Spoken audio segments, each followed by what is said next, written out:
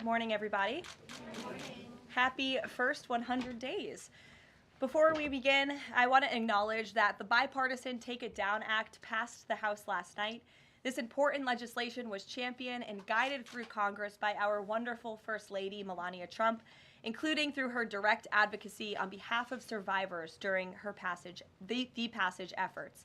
The Take It Down Act criminalizes the publication of non-consensual intimate imagery and requires social media and similar websites to remove such content within 48 hours of notice from a victim.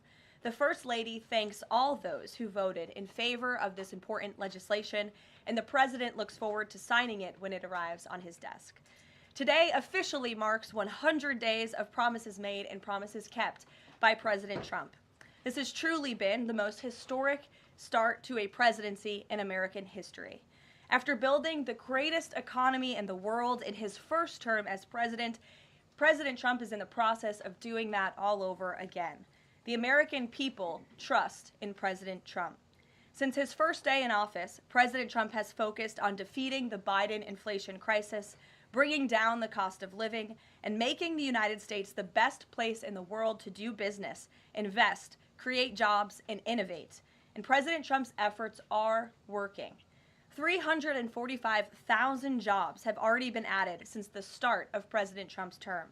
Last month's jobs report saw nearly 100,000 more jobs than economists predicted, and it was the fourth highest month for private payroll growth in the past 2 years.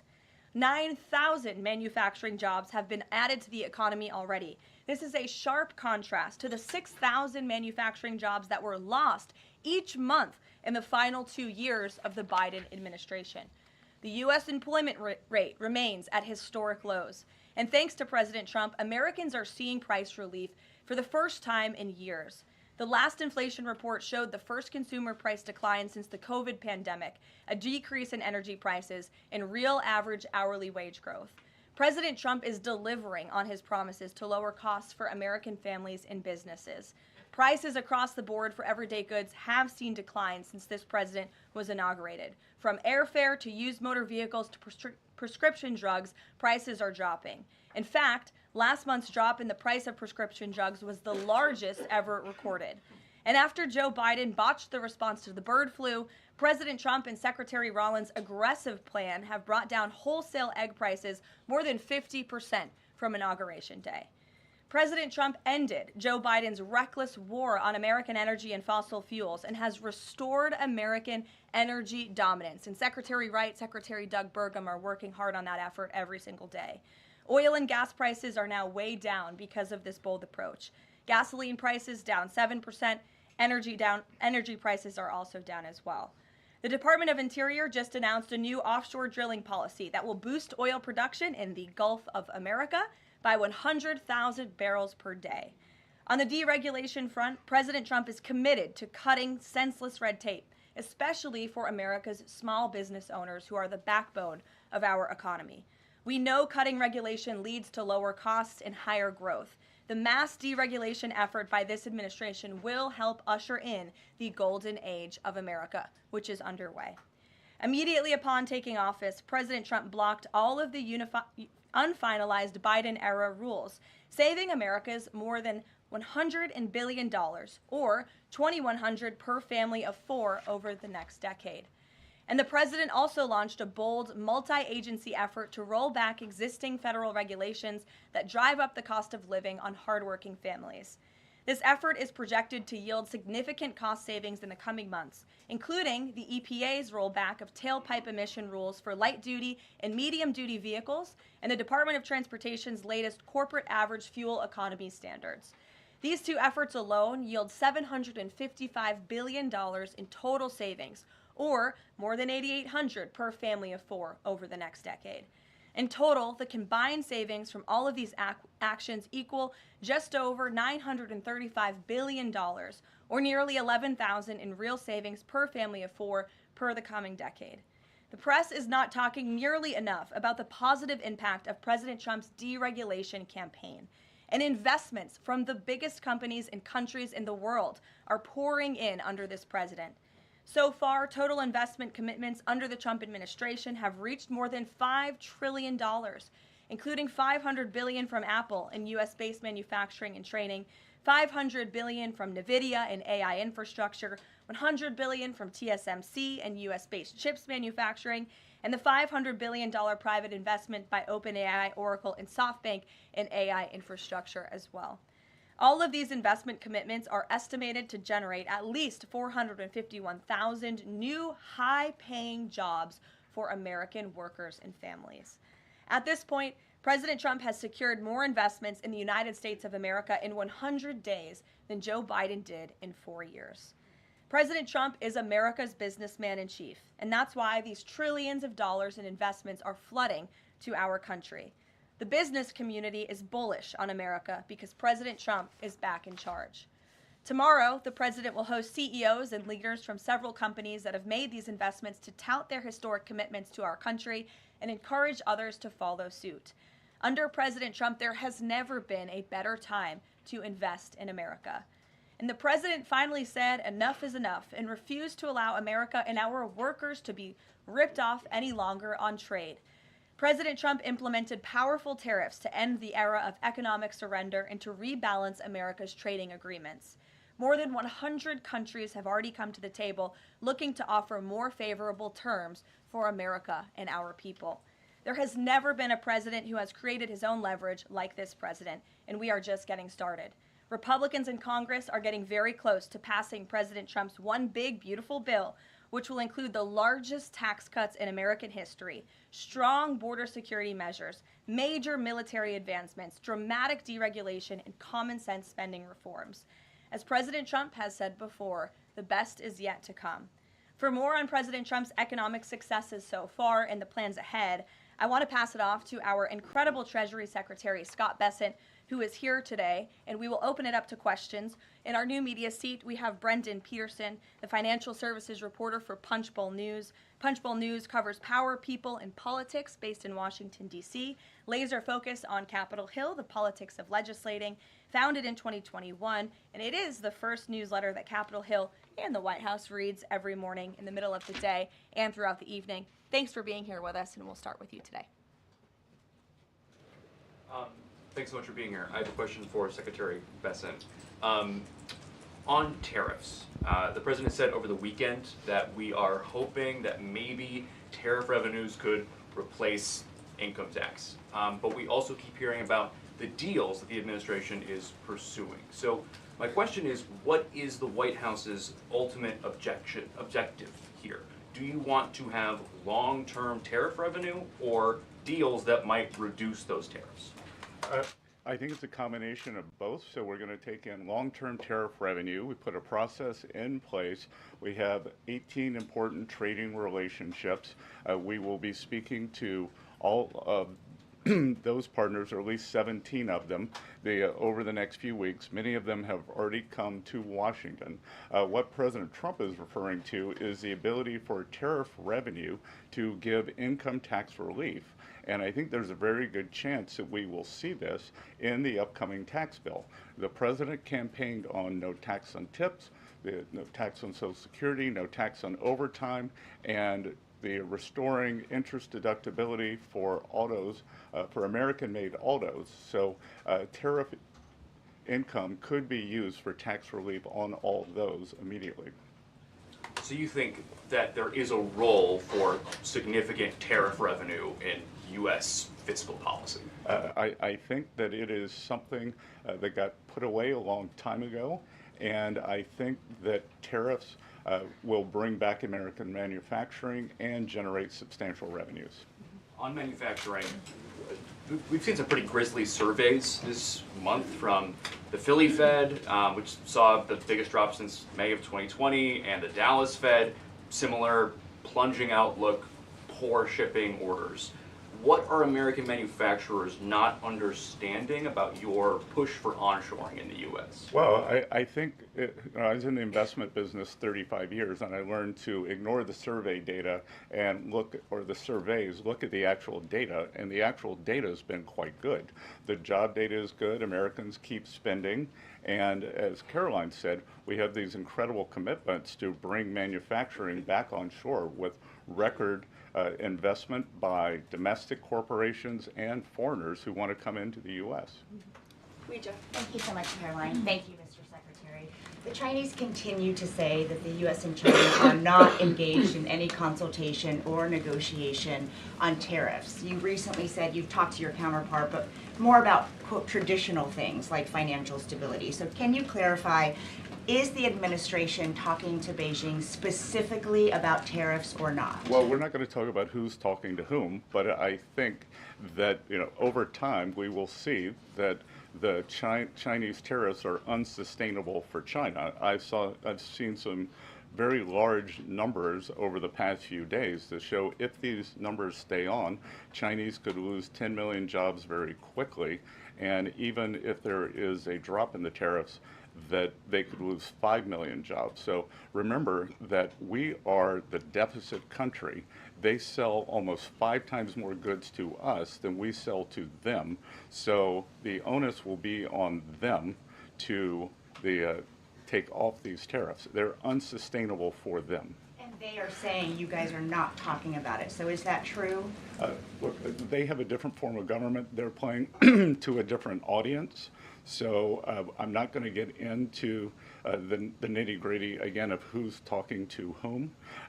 But as I said, I believe for the Chinese, these tariffs are unsustainable. And very quickly, 2 days ago, you said you didn't know if President Trump had spoken to Xi Jinping. Do you know now?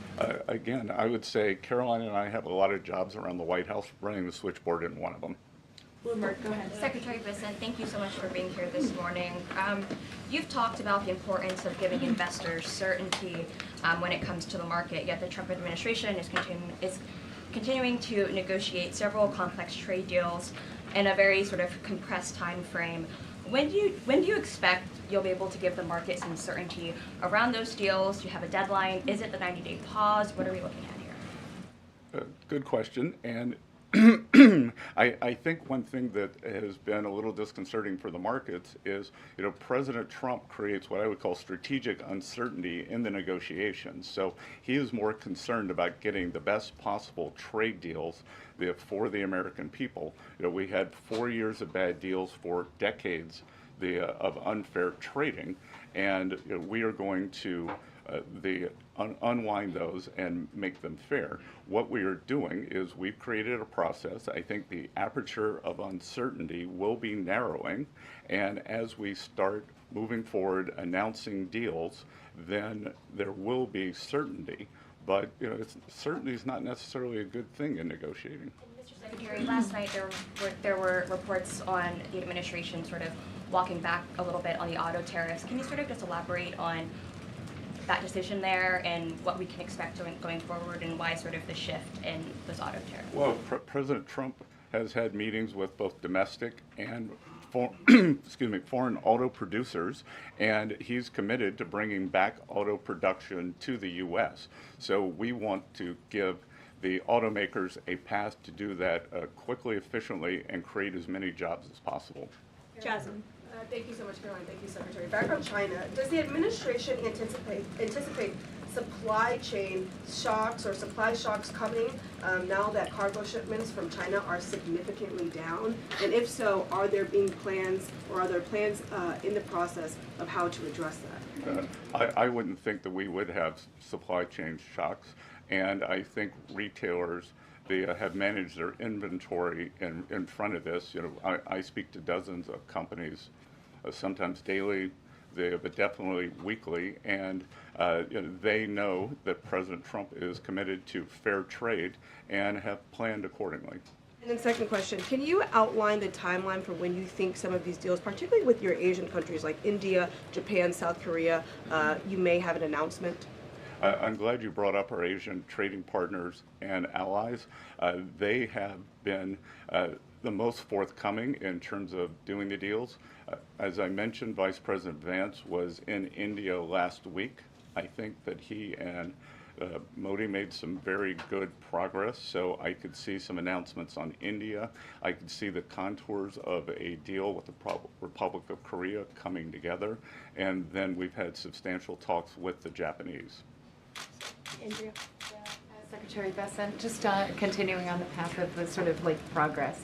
You said yesterday, I think, that it was could happen as early as this week or possibly next week. Can you give us a bit of a timetable? And then I wanted to ask about South Korea specifically. They've said that they probably won't be able to make a comprehensive deal until early July because of their elections. Japan also has elections.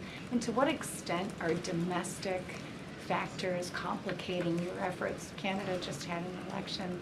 You know, are you seeing that you might have to think about delaying the 90 days? Well, I would actually take the opposite tack, that I think from our talks that these governments actually want to have the framework of a trade deal done before they go into elections to show that they have successfully negotiated with the United States. So we are finding that they are actually much more keen to come to the table, get this done, and then go home and campaign on it. Sean. I'm sorry, did you have a comment on whether something could happen this week or next week? For a deal. So, you know, you said yesterday. Again, I think that we are very close on India.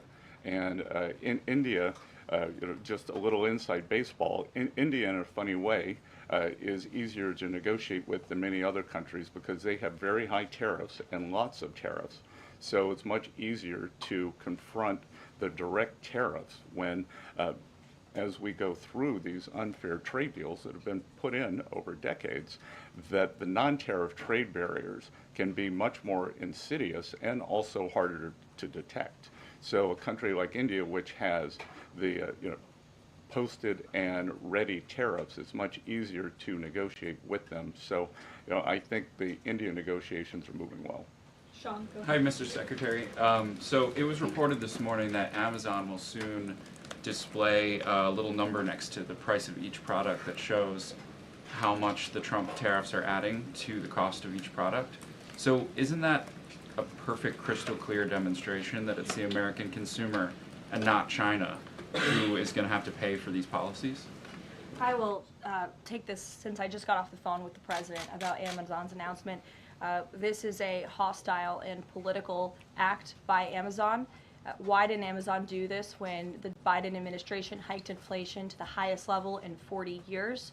And I would also add that it's not a surprise because, as Reuters recently wrote, Amazon has partnered with a Chinese propaganda arm. So this is another reason why Americans should buy American. It's another reason why we are onshoring critical supply chains here at home to shore up our own critical supply chain and boost our own manufacturing here. Is Jeff Bezos still a Trump supporter? Look, I will not speak to the president's relationships with Jeff Bezos, but I will tell you that this is certainly a hostile and political action by Amazon. And Secretary, if you have anything to add. Yeah, I would also add that the bringing down the terrible Biden inflation has been a priority for the first 100 days of the Trump administration, and President Trump has done a great job of leading that.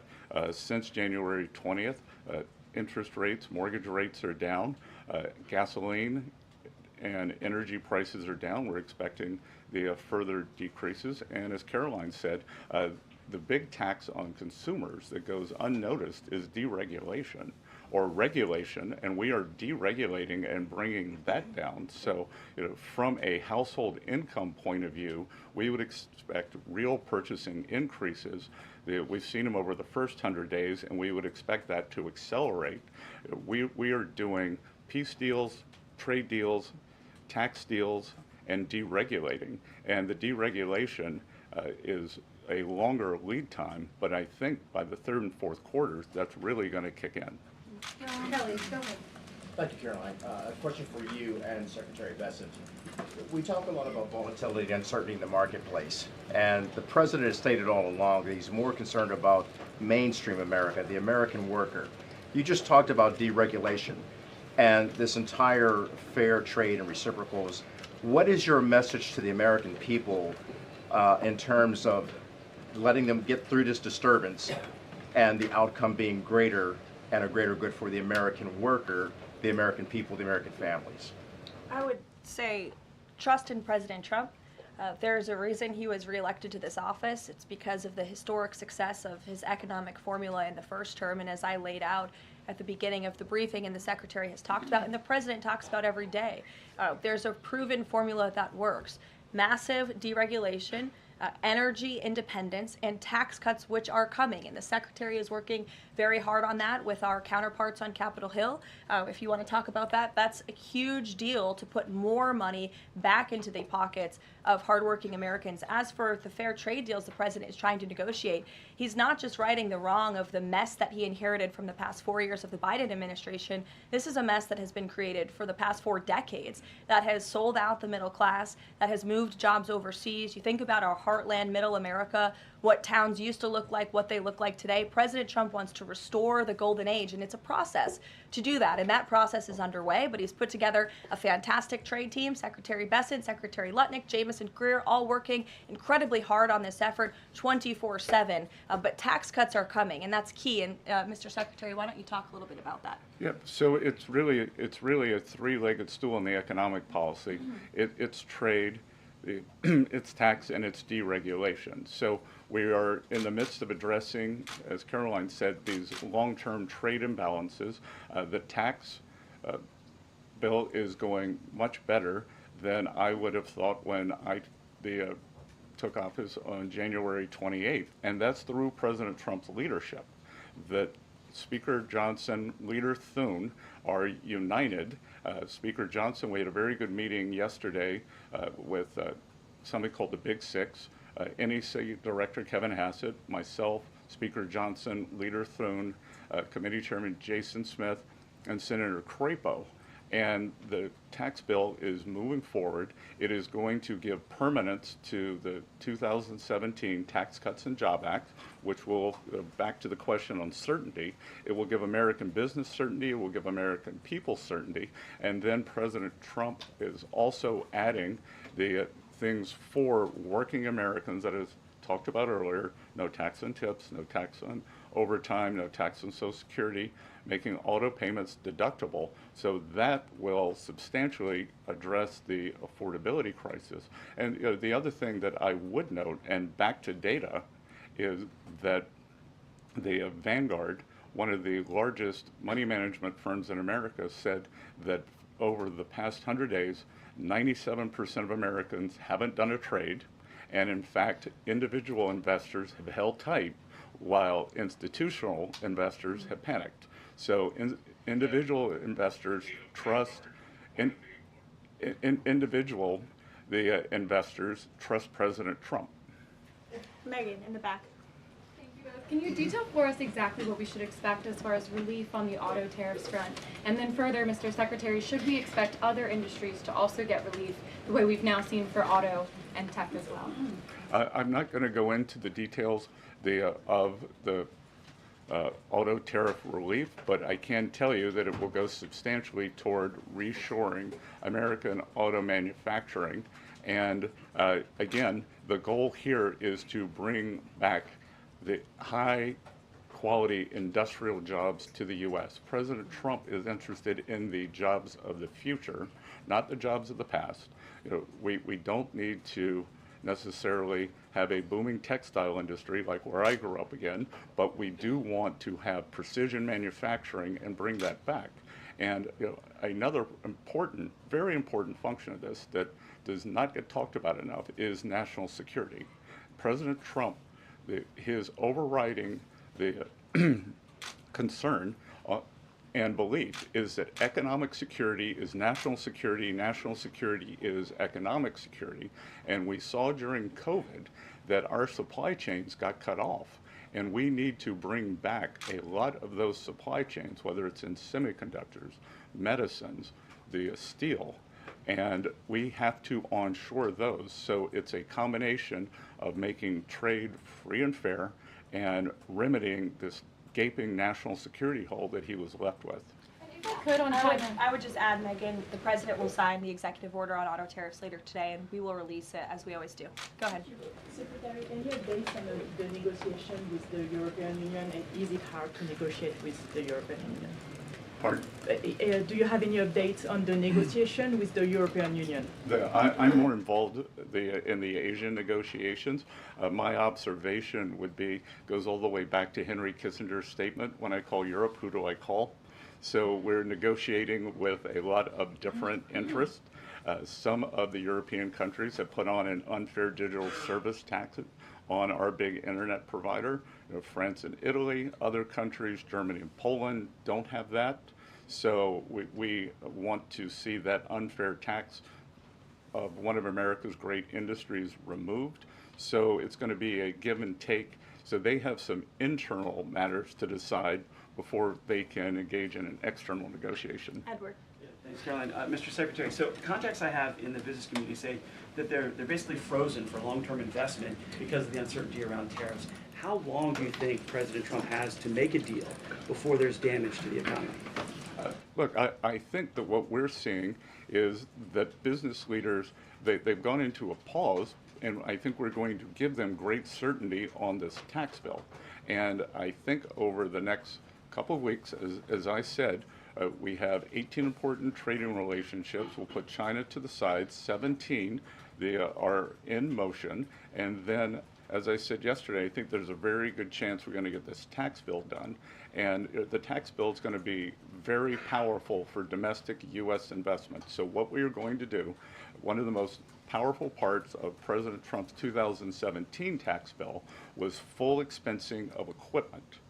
We are going to make that, as President Trump said in his speech to Congress, that will be retroactive to January 20th.